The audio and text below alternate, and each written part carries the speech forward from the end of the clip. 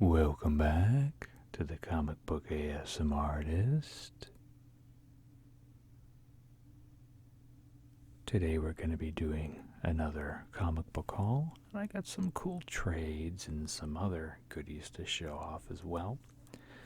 So first off, we're going to get started, and I'd like to start off by tributing this haul to Neal Adams.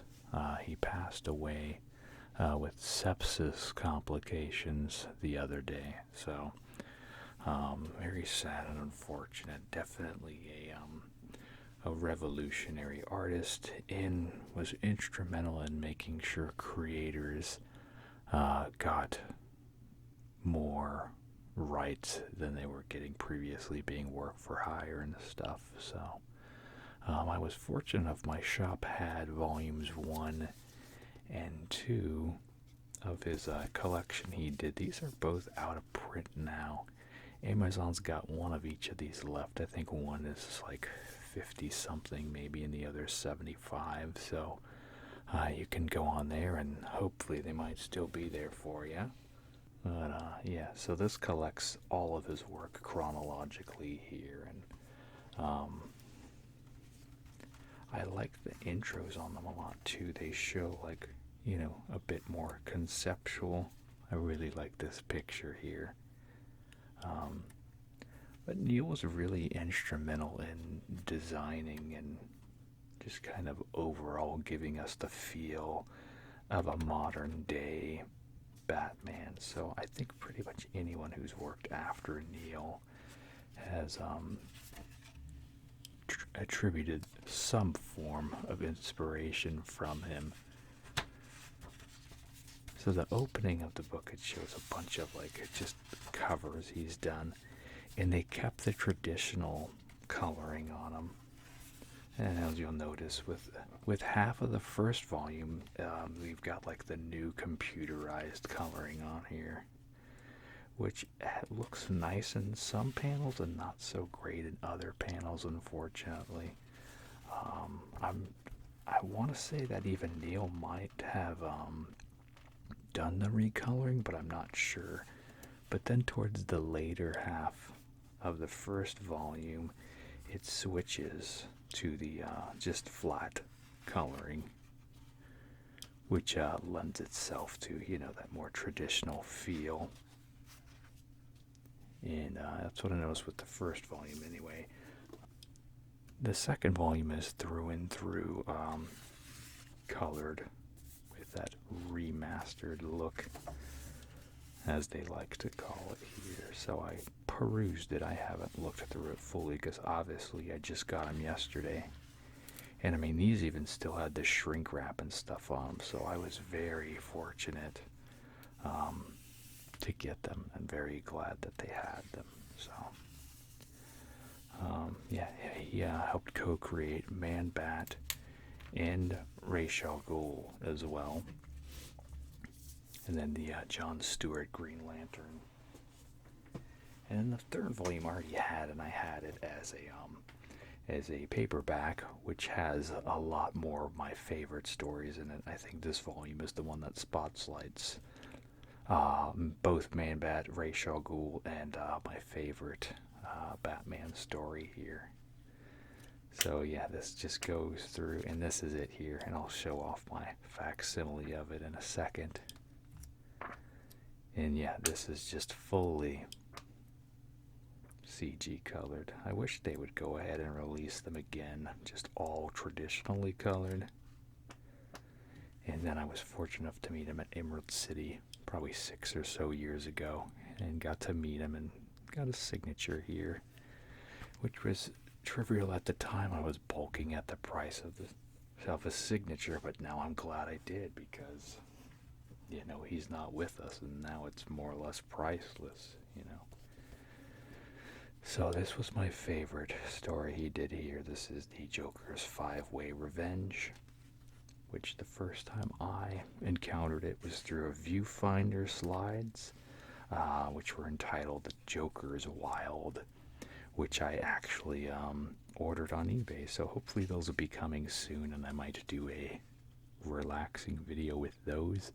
I'm not sure how it'll work, but if that doesn't quite happen, at the very least, I'll probably do a reading of this book, this comic in particular, later down the line. I just didn't want to derail our haul schedule. So, but yeah, I really just love, the stuff Neal did. And this is just such a great story here, too. Great images of Joker and Batman here. And then, of course, we've got the, let me get to the moment here, with the shark. We get Batman riding the shark here. It's just great. So, that being said, I was completely shocked. Like I said, I know we've got a few others we're expecting to pass away soon. I had no idea about Neal Adams, but I'm just so grateful for what he did give us, So next, this was a Kickstarter that I backed. This is Pieces of Turtles 8, and it's basically bits at a time. They're trickling this out. This is pretty much the making of Ninja Turtles number 8, which was when Dave Sims' Cerebus guest starred. So, and then he made a super limited number of these. On the back here, we've got, this is number 167. Here's the print totals here. 82 were unsigned, and then there's 325 total. And then if you'll notice, on mine in particular, there is a slight print error. The gold on here, some of it was like bubbling or chipping, so some of it dried weird. And he said you could actually mail this in and get a new one, and he would destroy this copy and get you a replacement copy, as he's really set on making sure the number that he said there is. So he's not trying to pull a fast one or anything like that. So really cool. But I think I'm just going to keep it as is. And yeah, this was 25. I think he's going to do another one in a few months. Next year he's going to do a full-on book with the whole thing and a remaster of Turtles number 8. But this shows a lot of the process behind just the meeting of them and stuff here. Here they are together, Laird Eastman and Dave Sim. And Dave, I think Dave was really the first person to really just kind of grab the industry by the horns as far as doing the bulk book like he did, the big phone book of Cerebus reprints and stuff like that, where you could mail order and get the big book. I think he may have been the first independent to do that and successfully run that. But yeah, regardless of how you feel about him personally, or even about Cerebus, you have to admit the guy did a heck of a lot in the independent comics scene. And I think these are going to be little cards, it looks like. So when the campaign actually launches, those will be little cards. And then here's another photo of them there. Okay, next we got Batman Superman World's Finest number 2. This is the Tim Sale cover. As you guys know, I love Tim Sale. And yeah, this is just a really fun story so far. This is only issue number 2. Still not too late to get this one and, get current on it. It's more or less a nod to, kind of like that Silver Age, I suppose is what you'd call it, storytelling. That late 80s period. You got the Batman in the blue and gray. And at this point, basically, Superman has been infected, if I remember correctly, and he's super unstable.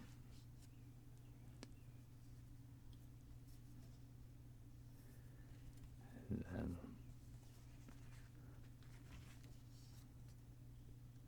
Yeah, so this is all new to me. I haven't looked in any of this yet, and so it looks like there's some new characters at play in this volume, or this issue in particular, but yeah, I'm looking forward to it. I'm really interested in seeing what happens with the story. It just looks like a lot of fun. Next we have Deathstroke number 8.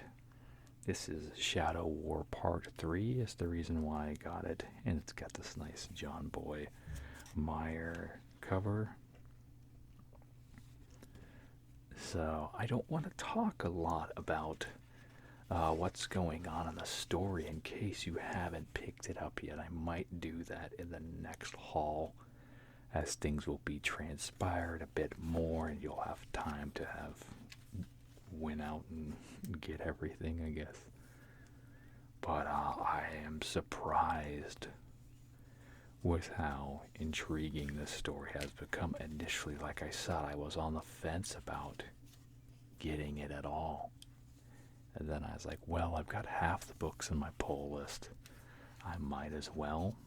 And I'm so glad I did. I cannot recommend this story enough.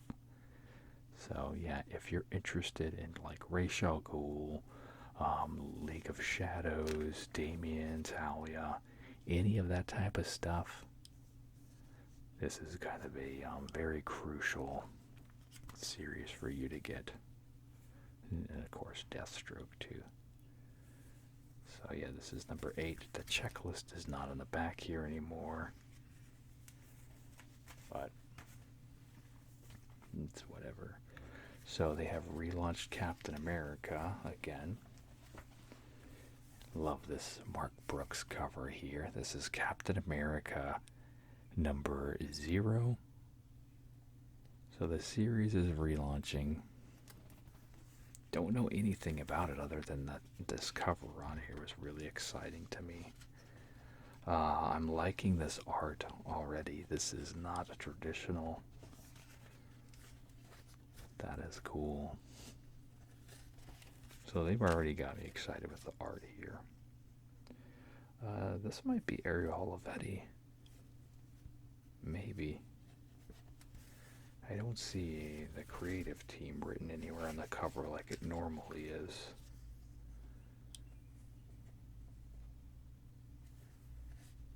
But this is really nice. I want to dig around a second and see if I can. No, this is it right here. It's Mattia de Iluis.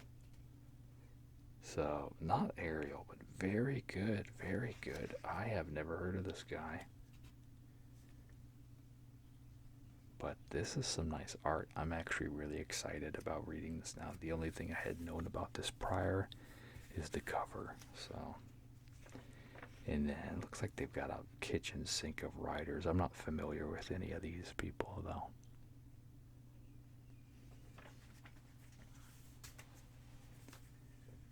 And we move along to the Joker, number 14.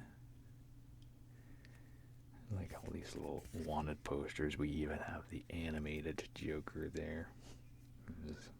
The Capullo Joker.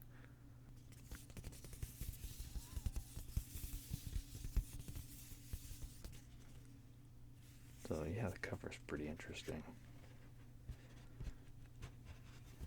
Yeah, at this point there's really not a whole lot to add with this series. I think it's wrapping up. I think from what I've read, Tynion's last issue is number 15. I don't know if the series is continuing after 15 or what's going on with it or not. Honestly, I feel like it's run on a bit long. I was surprised it went past 12. I feel like they could have done everything they could have done. So yeah, now we see Bane is in the mix here, interacting with his daughter.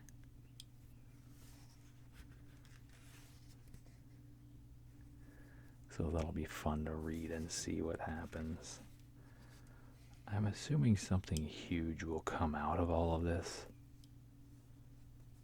So far, the only landmark, what was it, issue number 2, was the first appearance of Bane's daughter. The story's been interesting. But the main push is, hey, is Jim Gordon actually gonna kill Joker or not? And I mean, I don't think he is, so I don't know. Next we have Detective Comics 1059. Their Bermejo cover here. Kind of an interesting, different take on the Riddler there. He's a bit more greasy and unhinged on that cover. He doesn't have like his combed hair or anything like that. I'm trying to remember what was actually going on in Detective. So it looks like this is actually a Riddler story. It looks like he's rocking some facial hair too. So, a little different.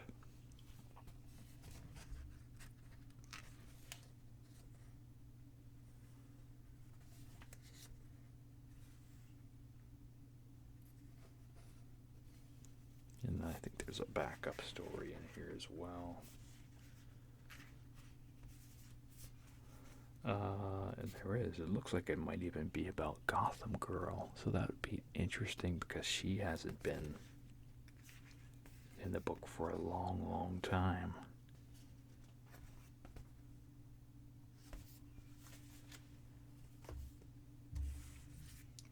Next we have Amazing Spider-Man #1. The main reason I got this particular copy was for the Gleason cover. I've got 2 more of his covers coming that I'm really excited about. This more or less completes the 3 for this particular subject. It's all of the goblins. So this is I think she's the Goblin Queen. But yeah, so this is the start of John Romita Jr.'s new run on Spidey, which I've been hearing a lot of angry reaction to as far as the story development. But I don't know. Like I said, I haven't read it yet. I like Romita's art, though. It's not always great. Especially recently, it's been kind of hit or miss. This looks good, though. I saw that Scott Hanna is inking him on this. And him and Scott complement each other perfectly. He's got the line weights right. There are some people who tend to give certain bits over thickness in the line weights. I feel like just looking at this right now, this is like the perfect blend. The coloring looks good. The line weights look right, and Romita's, designs are, on model. Everything looks good.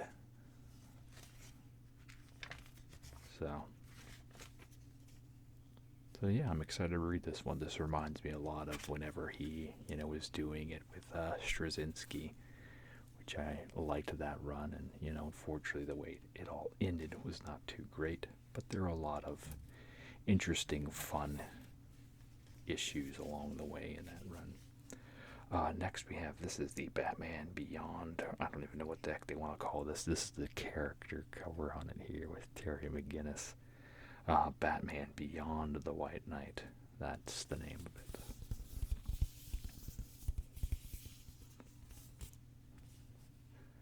So yeah, these are the character covers. So we've got the matte on gloss.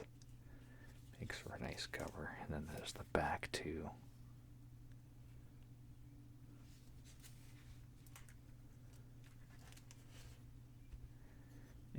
And yeah, this is just continuing the narrative here. So we've got Bruce still in prison, and we've got Terry more or less trying to do what he can as the Bat. And then there's a lot of other Bat families still in play in this story. So it's kind of interesting to see the need to have Terry in that space.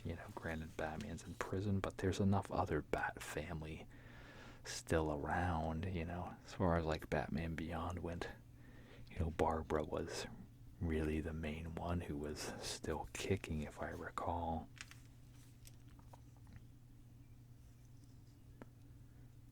So, but yeah, this is interesting regardless. If you like Sean Gordon Murphy's work, it's a must-have. I think this is just my, yeah.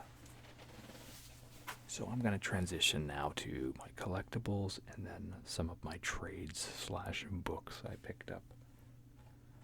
So first we got, this is the Michelangelo, like, Mirage Studio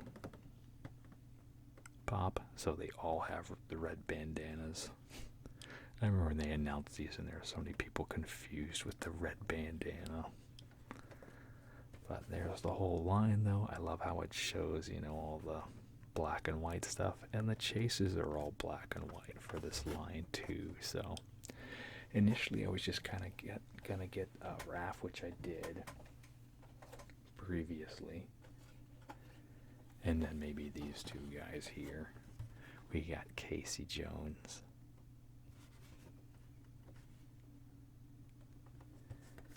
And yeah.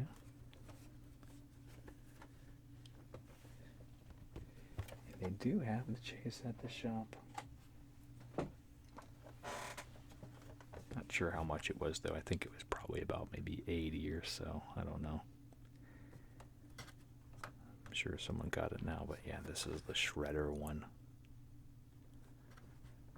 So yeah, initially I was just gonna get Raph, Shredder, Casey, but I was like, well, you know. And at this point, like, I don't have a lot of room left to display them, so I'm not sure where I'm gonna put them yet. I've been rotating my stock. Next we got this. This I was able to find on sale on Amazon. They've been going in and out of the price. I'm trying to get basically the whole set of these Modern Masters books. This one was someone library bound it, so it's got this nice archival hard thing on it. And this is just basically an overview of Perez's career here. And then, you know, we've got interviews with him and stuff, and conceptual work here, and, you know, all the stuff you love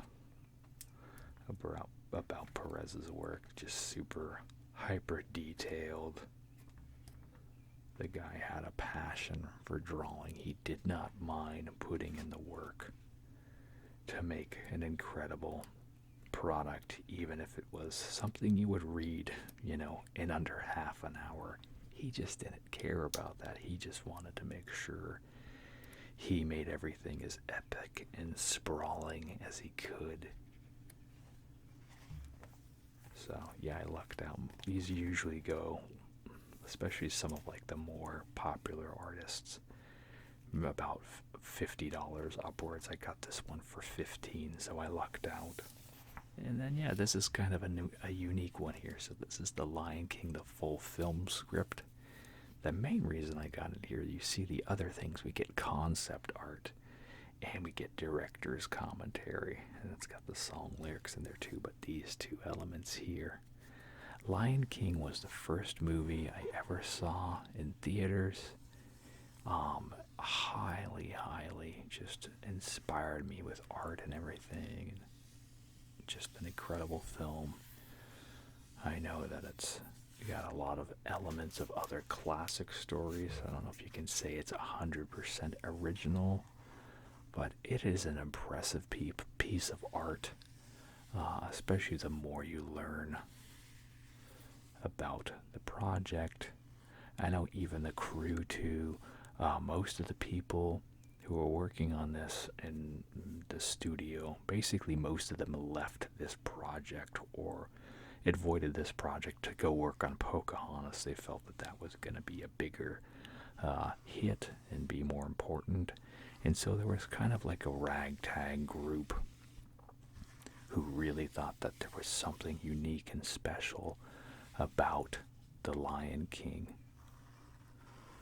So yeah, and it was great, you know, just nothing really like it. You know, there's like some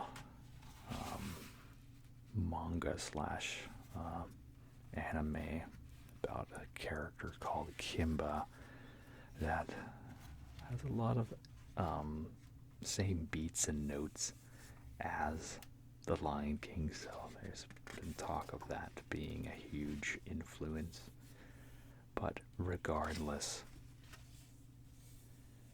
yeah, see, we get like a lot of like the blue line, or this is red here, but you know what I mean. And even here, I was surprised this is like the opening song. Whichever one they sing it there, we sing it Hasavania. Apparently, it's this right here, which I can pronounce the first part. It's Nats. But I don't know about that Ingoyama. Nats Ingoyama. And so this is all the lyrics here in African, and then it's got it translated below. So, pretty cool to have that there, because, you know, I certainly have never done the work to figure out what those lyrics were. But, yeah, so it's just got all sorts of conceptual stuff here, and I'll probably do a full video on this at a later date. I was just kind of showing it off as I purchased it here, so just really fun. So look for a future video on this. Next, we've got the final part to the Last Ronin. This is issue number 5. If you haven't picked it up, by all means, please do. And this is really the swan song of the Ninja Turtles here. One of the biggest, most important turtle stories in recent time. Both Eastman and Laird worked on this. I know Eastman and Laird are not the full artists on here. They help with layouts and things like that. But it's a great series. I can't say enough good things about it. And soon it's going to be collected in a big old book too. So, but if there's any part of you that has been interested in Ninja Turtles or has grown up with them, anything like that, I recommend this. This isn't a watered down story where punches are pulled. This is literally the story of the last surviving turtle.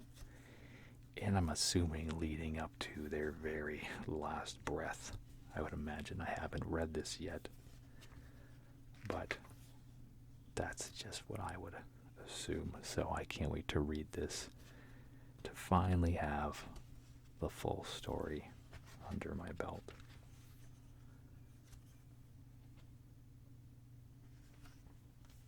Next we have Action Comics number 1042. A very heroic, traditional Superman there. I'm so glad that they've chosen to have Federici do these interiors. It's nice, you know, like I said, this is kind of one of the better current Superman stories in recent memory. I've really loved, like, you know, the stuff they did when he had his son and stuff. But this is certainly an arc I've been looking forward to reading. It's just so sweeping, and, you know, when they've got a top-tier artist like this working on it, it just makes it feel all that much more important and special. So, yeah, I highly recommend this, as I have been, obviously. This will be one that I certainly feel for years to come. This will be one of those landmark story arcs on Superman.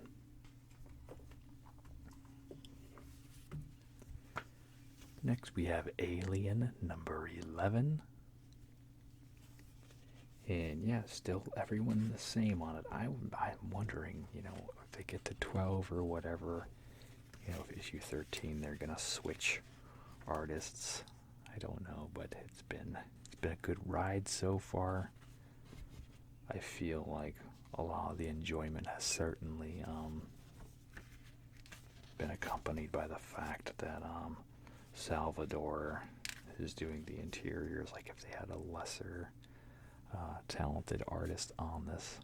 I don't think I would be as engrossed in it. But once again, the art really helps push the enjoyment of the story on this one. And it's written by the same guy who's writing Superman right now, Philip Kenny Johnson.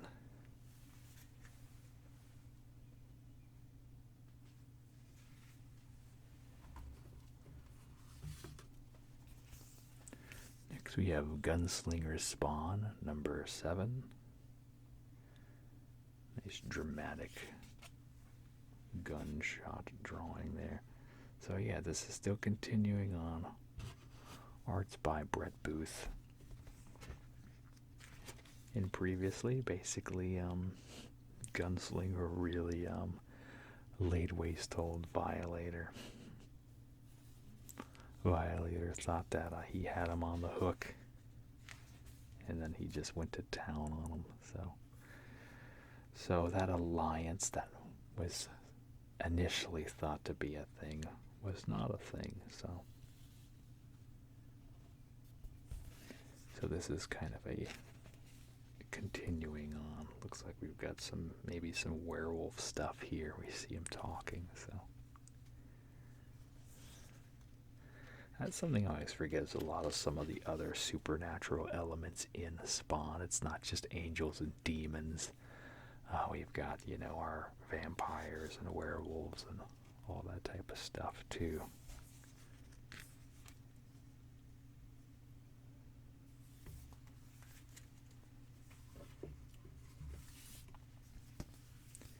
Next we have Swamp Thing, number 12.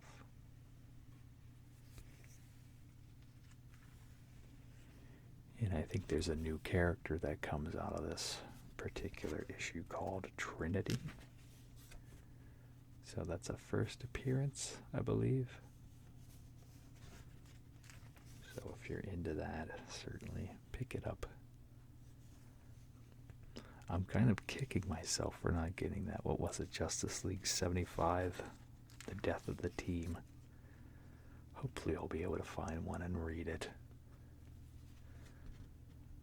I know it's not a permanent death by any stretch, but still.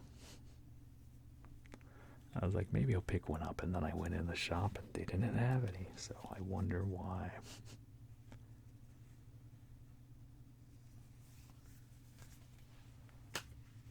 And then our last one here